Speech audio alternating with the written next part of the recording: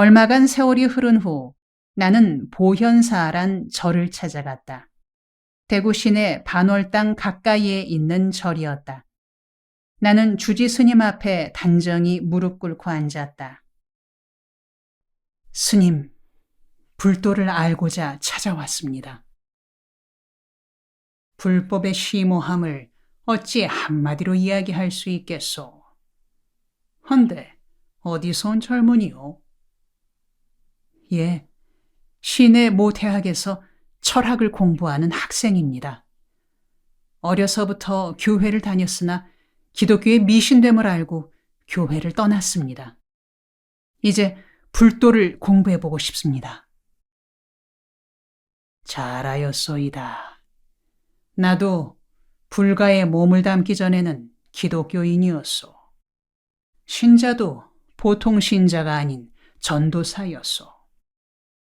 젊은이도 알겠소이다만 시내 제1교회, 즉 영남지방의 최초로 세워진 교회, 시내 제1교회에서 해방전에 10여 년간을 전도사로 있었던 사람이외다. 지금도 성경을 줄줄 외우다시피 하지요. 아, 그렇습니까? 훌륭하신 어른을 뵙게 되었으니 제가 복이 있는 듯합니다. 사부로 모시고 싶습니다. 지도해 주십시오. 젊은이의 자세가 진지하고 열의가 있으니 힘 닿는 대로 도우리다. 고맙습니다. 기독교에 대해서는 어릴 적부터 듣고 배운 바가 있으나 불도에 대해서는 전혀 생소합니다. 초보부터 이끌어 주십시오. 기독교와 불교를 비교하자면 마치 소학교와 대학교를 비교하는 것과 같은 이치지요. 기독교가 소학교라면 불교는 대학교인 셈이요. 불교의 심오한 이치를 하나하나 깨우치면 그야말로 무궁무진하외다. 젊은이는 이제 소학교를 마치고 대학교로 들어오는 것이 외다. 우선 책 한 권을 줄 테니 읽어보시오. 보현사 주지 스님은 능엄경이란 불경을 주었다. 나는 그날 밤으로 그 책을 통독했다. 사흘 후 다시 보현사를 찾아 능엄경을 다 읽었노라 말씀드렸더니 주지 스님은 열의가 있어 앞으로 크게 발전하겠다고 흡족해하며 금강경을 주었다. 금강경은 능엄경에 비해 훨씬 어렵고 또 깊이가 있는 것 같았다. 금강경 중에 1절이 특히 마음에 들어 되짚어 읽었다. 무릇 상 있는 모든 것이 더불어 허망하니 만약 여러 상 있는 것들 중에서 상 아닌 상을 보면 바로 열애를 보는 것이니라. 범소 유상 계시 허망 약견 재상 비상 주견 열애. 플라톤의 이데아론에 비할 만한 구절이었다. 플라톤은 말했다. 우리 눈에 보이는 모든 사물은 실상이 아니다. 허상, 즉 그림자일 뿐이다. 그 허상 뒤에 보이지 않는 실상인 이데아의 세계가 있다. 눈에 보이는 상들은 그들 뒤에 있는 이데아의 그림자일 뿐이다. 그러므로 허상에서 벗어나 실상의 세계, 이데아의 세계를 사모하고 탐구할 것이라고 했다. 앞에서 인용한 구절은 불교판 이데아론에 준하는 내용인 셈이다. 돈, 여자, 지위, 모든 것들은 허망하다. 눈에 보이는 것 중 보이지 않는 참된 것을 보는 것이 진리인 열애를 보는 것이다. 나는 이 말을 모름지기 불제자들은 눈에 보이는 세계에 빠지지 말고 보이지 않는 진리의 세계를 보려고 애쓰라는 말로 이해하고 그때부터 진리의 세계인 열애를 보려고 애썼다. 대구 시내 각 대학교 학생들 중에서 불도를 공부하려는 학생들을 모아 불교 학생회를 조직하고 나는 학술부장 직책을 맡았다. 불경에 대한 독서회를 열고 학생들을 모시고 공개 강의도 열었다. 기독교 대학인 계명대학에서 불교 사상 강연회를 주관했으니 어지간히 열심이었던 셈이다. 산사를 다니며 수행을 하고 경을 읽으며 참선을 했다. 그러나 불교에 정진하려고 노력했으되 열의 세계는 잡히지 않고 가물가물하기만 했다. 불교에서 법회를 열 때면 사홍서원을 소원하는 순서가 있다. 사홍서원이란 불제자가 부처님 앞에 드리는 4가지 서원을 일컫는다. 교회에서 예배드릴 때 사도신경을 고백하는 것과 비슷하다.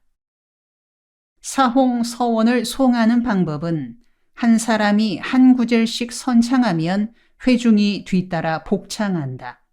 사홍서원은 인간의 종교심이 추구하는 극치라고 할 만큼 깊고 중요한 내용이다. 중생이 아무리 많을지라도 건져 구원하기를 서원하나이다.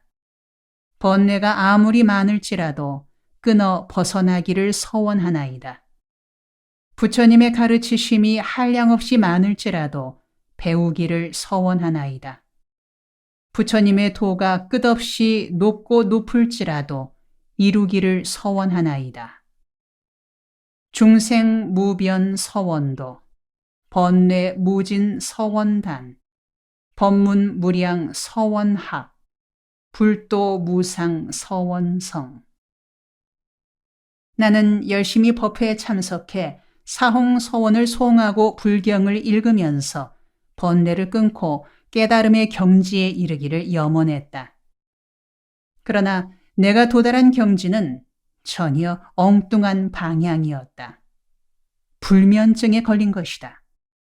108번뇌를 끊고 해탈의 경지에 이르고자 했던 것과는 반대로 새벽 서너 시가 되도록 잠을 이루지 못하는 불면증 환자가 되고 만 것이다. 새벽까지 잠들지 못하다가 새벽녘에 겨우 한잠 자고 나면 다음 날은 온종일 구름 위를 둥둥 떠다니는 듯 했다. 그러던 차에 불도에 대한 미련을 끊을 계기가 생겼다. 해방 후 한국 불교계 지도자로 높임을 받으시던 효봉 스님이 입적하신 일로 인해서였다. 상불이라고까지 추앙받던 효봉 스님은 일제시대 때 조선인으로서는 오르기 어려운 판사의 자리에 올랐다. 판사로 재직하고 있던 어느 날, 한 살인범에게 사형을 선고하여 형을 집행했다. 그러나 형 집행이 이루어진 후 그 사건의 진범이 잡혔다. 무고한 사람을 오판으로 죽게 했던 것이다. 이 일로 고뇌에 빠진 그는 끝내 판사직을 버리고 유랑의 길을 나섰다. 삼천리 곳곳을 떠돌던 그는 급기야 묘향산에서 삭발을 하고 불문에 들어섰다. 그 후 정진의 정진을 거듭하여 높은 경지에 이른 그는 생불이란 칭호를 얻기에 이르렀다. 그런 효봉 스님이 숨을 거두셨다. 그런데 효봉 큰 스님이 입적하시던 날 마지막 남긴 말이 불심이 적은 나에게는 잘 이해가 되지 않았다. 병중에 계시던 스님은 아침나절 상좌승에게 말씀하셨다. 나 오늘 길 떠난다. 스님, 몸도 불편하신데 어디로 가시려 하십니까? 가만히 조리하시옵소서. 그 녀석, 내가 오늘 간다니까. 글쎄 스님, 무리하시지 마시라니까요. 이런 대화를 나눈 그날 정오경에 효봉 큰 스님은 앉은 자세로 입적하셨다. 마지막 남기신 말이 무라는 한마디였다. 그 말을 들은 친구들은 감격스러워했다. 과연 큰 어른의 마지막 말씀이 다르다고들 하면서 공경하는 마음을 더 깊이 하였다. 그러나 나는 공경심이 들지 않고 뭔가 석연치 않은 마음이 들었다. 나는 원래 따지기를 좋아하는 성격인데다 철학과 교실에서 그 방면으로 훈련된 처지다. 무슨 말이든 그 내용이 의미하는 바를 분석하고 비판하는 일에 이골이 난 처지였다. 그래서 나는 효봉 큰 스님이 입적하시던 자리에서 뱉으셨다는 무란 말을 거듭 되뇌며 그것이 의미하는 바를 곰곰이 생각했다. 나는 무언가 있는 것을 찾아 애쓰는 것이지 없는 것을 찾고 있는 것이 아니다. 그런데 무라니 곤란하지 않은가? 나 자신이 방황하고 고뇌하며 회의하는 것은 나라는 존재가 있기 때문이다. 적어도 나 자신만큼은 존재함에서 문제가 발생한다. 그런데 무라니 우리 범인들의 생각이 미치지 못하는 경지에서 말씀하신 것이어서 그럴까? 나도 그런 경지에 다다르면 무란 말을 한마디 내뱉고 이승을 떠날 수 있을까? 그러나 나는 아무리 생각하고 또 생각해도 무라고 말할 경지에 오르고 싶지 않았다. 그리고 그런 말을 남기고 이 세상을 떠날 생각은 더더욱 없었다. 나 자신을 포함한 숱한 젊은이들이 무언가 있는 것, 유를 찾아 고생하고 있다. 묻 중생들이 자기 삶을 통째로 바칠 만한 무언가 값진 것, 즉 유를 찾아 애쓰고 있다. 그런 그들에게 살았을 때는 고요, 죽을 때는 문이라고 가르칠 수는 없지 않은가. 나사렛 예수는 다르게 말했다. 그 말의 진위는 제쳐놓고 말만큼은 확실히 했다. 내가 곧 길이요, 진리요, 생명이다. 내가 온 것은 양으로 생명을 얻게 하고 풍성히 누리게 하려는 것이라. 나에게 오는 자는 죽어도 살고 살아도 영원히 죽지 아니하리라. 나는 좀 더 강력한 것, 뜨거운 것이 필요하다고 느꼈다. 내 삶 전체를 불사를 수 있는 확실한 것이 필요하다고 생각했다. 지금 와서 생각하면 효봉 큰 스님의 말이 더 깊은 차원에서 이해될 것도 같으나 당시의 내 수준으로는 소화하기 어려운 말이었다. 게다가 불교적 역사관 내지 역사 인식이 마음에 들지 않았다. 특히 윤회에 대한 생각은 거부감이 들었다. 우리 민족같이 백성들의 타고난 역량을 한 방향으로 결집시켜 민족의 웅비를 이루어 나가지 못한 역사에서는 불교적 역사관의 특성인 순환사관으로는 곤란하다는 생각이 들었던 것이다. 사후세계에서 끊임없이 윤회를 거듭한다는 불교의 순환론은 역사를 침체시키는 요인이 될 뿐이다. 그런 점에서는 오히려 기독교적 역사관이 하나님의 나라 건설을 향한 강력한 동기부여를 줌으로써 발전을 거듭하는 발전사관이 아닐까. 우리 민족이 현재의 부진한 역사적 상황을 극복하고 미래지향적으로 발전해 나가려면 불교적인 순환사관으로는 곤란하고 기독교적인 전진사관이 더 바람직하다는 생각이 들었다. 그 후 사찰을 찾던 발걸음이 뜸해지다가 끝내는 아주 끊기고 말았다. 그런 와중에도 전공 과목인 철학만큼은 열심히 공부했다. 워낙에 철학이 내 체질에 맞는 과목이었다. 철학에 관련된 책만 들면 시간 가는 줄 모를 만큼 깊이 빠져들곤 했다. 그래서 그 시절 내 별명이 미스터 소크라테스였다. 2학년 때부터 나는 해마다 열리는 전국 철학학술대회에 참가했다.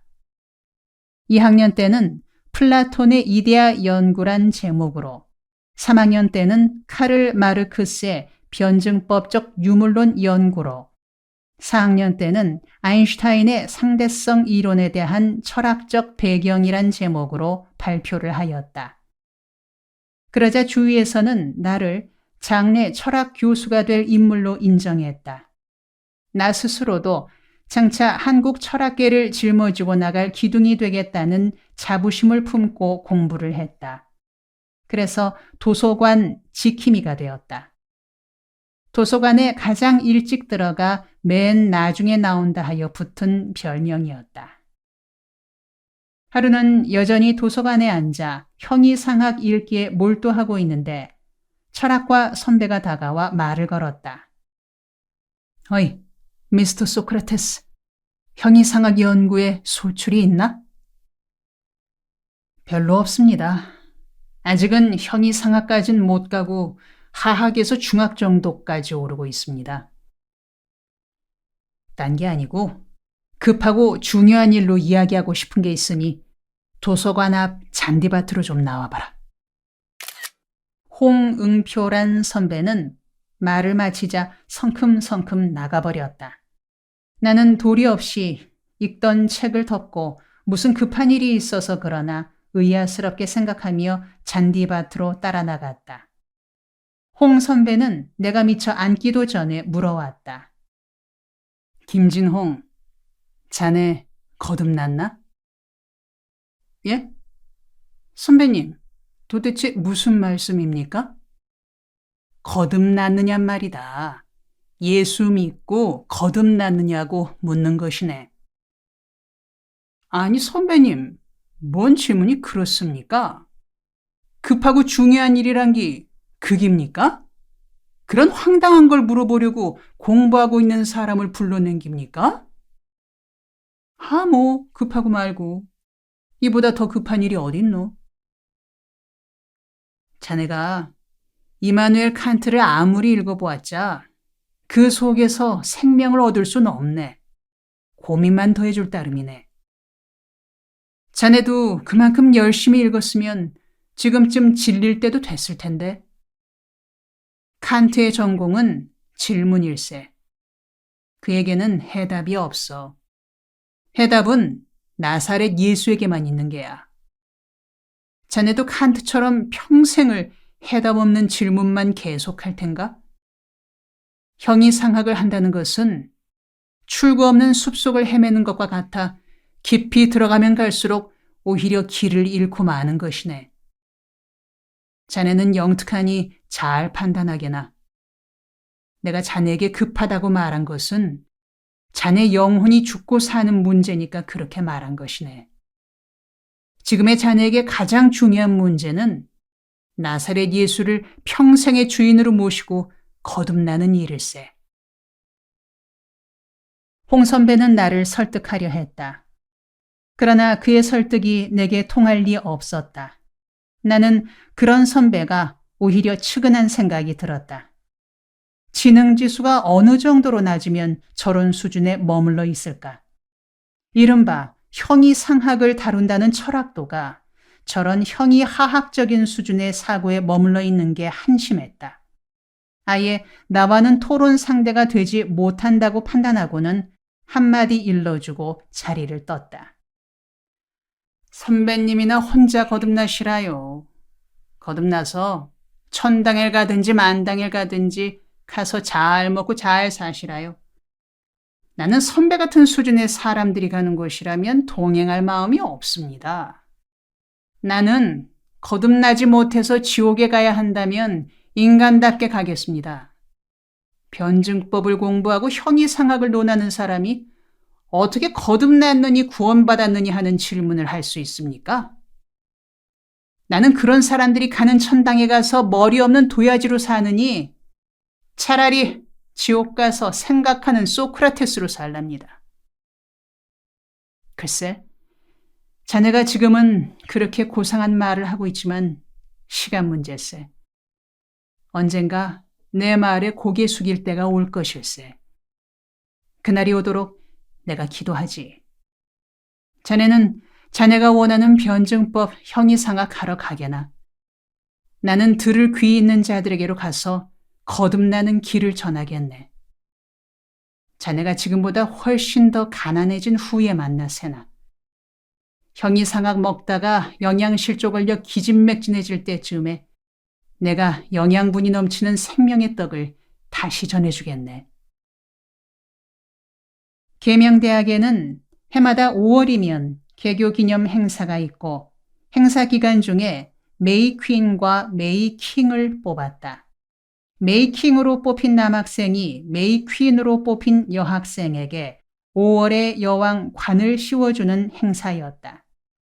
각 과별로 메이 킹 후보 한 사람씩을 뽑아 전교생이 모인 자리에서 한 명의 킹을 뽑았다.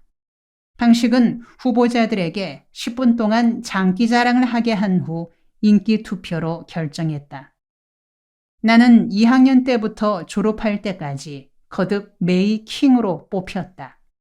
비결은 장기자랑에 나갔을 때 전교생을 웃기는 솜씨였다. 내가 마이크를 잡고 온갖 잡설로 웃기고 나면 너무 웃어서 다음날 백가죽이 아프다는 여학생들도 있었다. 이래저래 대학 시절은 멋진 시절이었다. 열심히 공부했고 화끈하게 놀았다. 철저히 방황했고 뜨겁게 사랑했다. 비록 그 사랑이 짝사랑이긴 했지만 순수하고 뜨거웠다. 나는 지금도 대학 시절 나날을 꿈꿀 때가 있다. 그 시절의 강의실과 캠퍼스, 친구들과 여학생들은 꿈자리의 단골 메뉴다. 4학년이 되었을 때 한일 국교 정상화 반대 시위로 온 나라가 시끄러워졌다. 대학마다 데모 열풍이 뜨겁게 달아올랐다. 계명대학이라고 예외일 수는 없었다. 어느 날 나는 전교생이 강당에 모인 자리에서 가두 시위를 할 수 있도록 분위기를 잡아달라는 부탁을 받게 되었다. 말하자면 내가 선동에는 소질이 있으니 솜씨를 발휘해달라는 부탁이었다. 나는 동료들의 부탁을 받아들여 전교생 앞에서 일장 연설을 했고 전교생이 스크럼을 짜고 거리로 나섰다. 경찰이 저지하고 우리는 돌을 던졌다. 우리가 던진 돌에 경찰서장의 코가 부러졌다. 화가 난 경찰들은 거칠어졌고 학생들의 흥분도 고조되었다. 밀고 밀리는 소란을 겪은 후 나와 몇몇이 주동자로 잡혔다. 대구경찰서에서 사흘밤을 자고 훈방되었다. 이것이 나의 첫 번째 유치장 경험이었다. 우리들의 돌팔매질로 부러진 콧대에 붕대를 싸맨 경찰서장께서 우리를 훈방하며 말했다. 학생들이 나라 사랑으로 시위를 하는 뜻은 갸륵하나 학생 때는 공부만 하는 땡기라. 그것이 니들 자신에게도 나라에도 유익한 기다. 내보내줄 테니 나가서 공부들 열심히 해라. 데모하는 학생들도 막는 경찰도 한결같이 순수했던 시절이었다. 요즘은 데모에 전문가들이 생겨 너무 살벌해지고 낭만적인 분위기가 사라졌다. 안타까운 일이다.